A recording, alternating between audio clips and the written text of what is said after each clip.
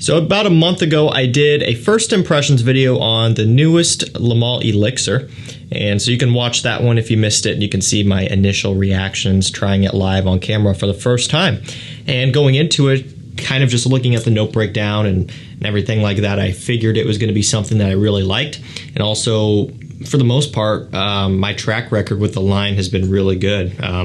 This is following up Le Male Le Parfum, and that one was really good as well. Ultra Male, also incredible.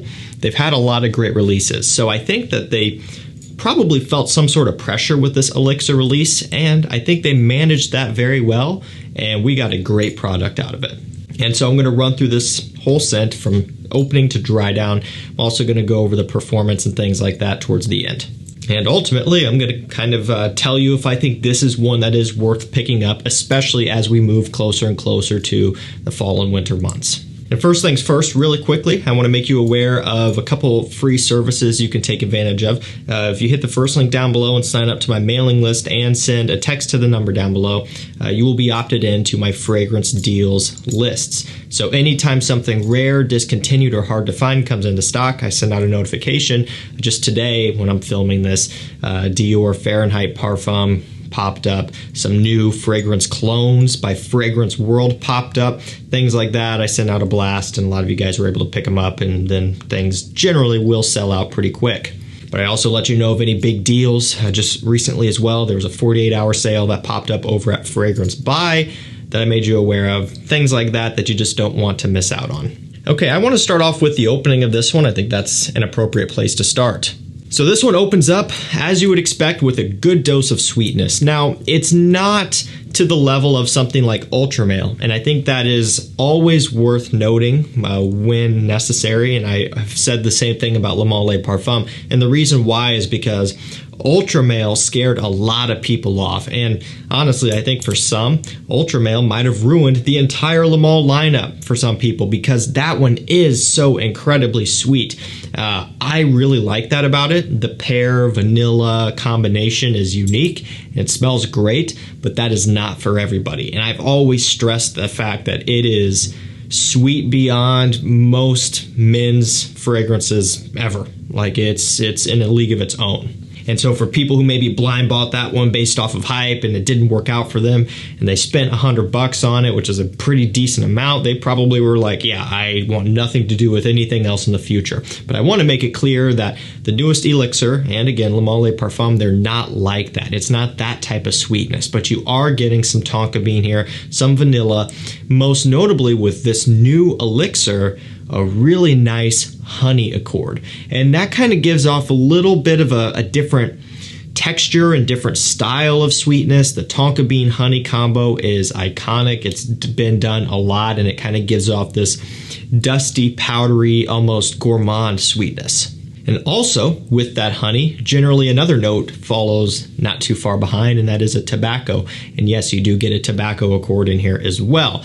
There are a lot of iconic scents that are using tobacco and honey, and so then it kind of makes you wonder, okay, does this smell like any of those? And for the most part, this kind of is off in its own world because you are getting some of the original Le Male, you know, that lavender kind of vanilla, you know, aromatic sweetness combo. You're getting a little bit of Le Male Le Parfum from the type of vanilla tonka deal that's going on here and some creaminess.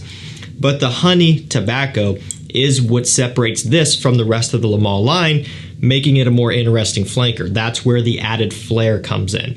And so, you know, you look at things like Xerjoff Naxos and Mugler's Pure Havane, just a couple very widely known honey tobacco scents, and it makes you wonder, is it similar to those? And again, for the most part, it fits in its own lane. However, you could kind of look at this as Le Male kind of branching into that category of scent. You know, what I love so much about that style, that tobacco honey, is it creates a very classy, sweet smell.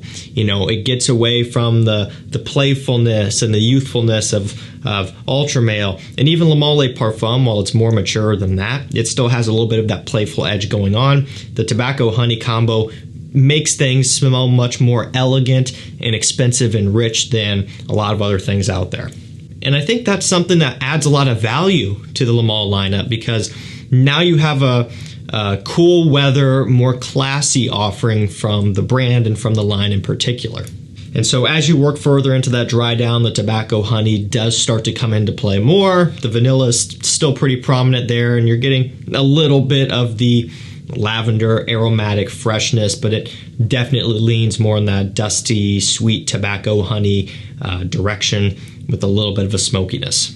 And I think it smells absolutely amazing. You know, again, on paper, looking at the note breakdown before I tried it, I had a pretty good feeling that this was going to be good. And also even just the visual cues, the bottle is by far the best looking bottle that they have put out.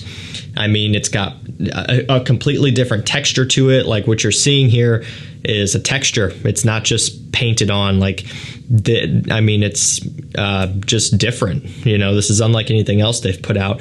And you can actually see the juice level through here. So where it's dark there, that's the glass. And so you can kind of monitor how much you have. And another key feature, the ring. You know, normally they give you a tiny little rinky-dinky looking thing like this that looks cheap, little key ring, tiny thing.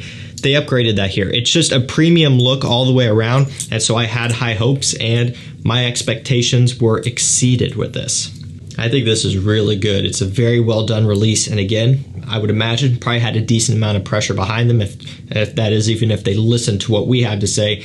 Probably not, but I still think they did a good job of juggling what the masses want, because at the end of the day, that's what's going to matter, their sales figures. They did a good job pleasing that, but they also kind of, in a way, threw us a bone. They gave us a product that is a little bit more interesting.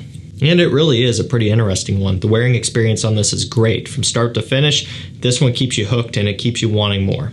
Let's touch on that performance metric real quick. So kind of looking at this one, this is a parfum concentration. You can look at the bottom of the bottle, Le Male Elixir Parfum. It's not an Eau de Parfum Intense. It's not a Le Parfum, which obviously is a flanker, but I mean, when you look at the Le Parfum, it's an Eau de Parfum Intense, like this one here. So it's not a true parfum.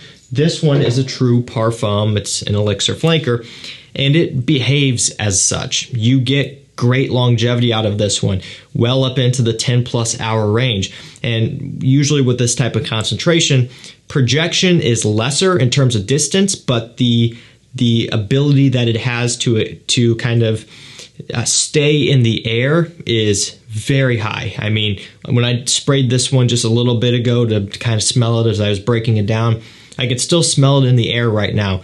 Same it goes for if you're wearing it on skin and you walk from room to room, this will hang in the air. And so it leaves a great scent trail behind, as do a lot of parfums, and that's kind of how they wear, and that's how they differentiate compared to like an eau de toilette or an eau de parfum, which kind of push further but dissipate quicker. And so I like that wearing experience personally. I love the parfums, and so I'm glad to see it here. Quality is fantastic, as you would expect. You know, love or hate the scents, but these Le Male fragrances do have great quality, especially for the price. You can't go wrong there. And that's pretty much it. Fantastic release, and I do think it is worth picking up as we get closer to the fall and winter time. You know, middle of summer right now, you can pick it up, but you're not going to really be able to get the same type of use out of it. I've been wearing it, I've been testing it, but that's been indoors just because it wouldn't work so well out in the heat. But really, that just doesn't give you the same vibe as it's going to give off here when I'm able to wear this one fully throughout fall and winter time. I can tell I'm going to enjoy it even more than I already do when I'm able to combine it with that cooler weather. But regardless, this one is fantastic. I'll drop a link to this one down below. And again, if you want to be the first to know about anything rare, discontinued, or hard to find coming up, or any big fragrance sales, hit the link down below, get on my mailing list, and send a text to the number down below and jump on there as well. That's going to do it for me. Thank you so much for watching. Stay safe, stay healthy. We'll see you tomorrow with another one. Take care.